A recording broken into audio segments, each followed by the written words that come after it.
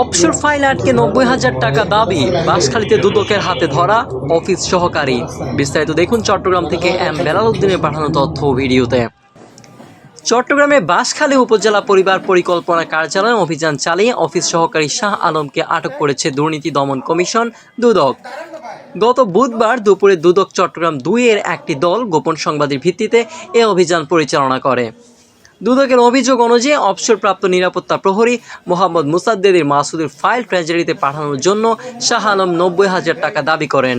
এর মধ্যে সোনালী ব্যাংকের চেকের মাধ্যমে ৭০,০০০ টাকা, বিকাশে ১০,০০০ টাকা এবং সর্বশেষ নগদ ২০,০০০ টাকা গ্রহণের অভিযোগ রয়েছে।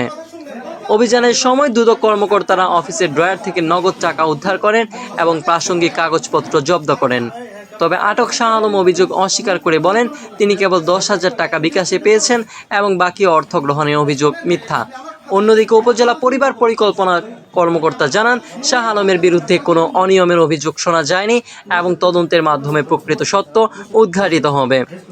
দুদক চট্টগ্রাম সহকারী পরিচালক মুসাব্বির আহমেদ জানান ঘটনার মামলা প্রক্রিয়াধীন রয়েছে।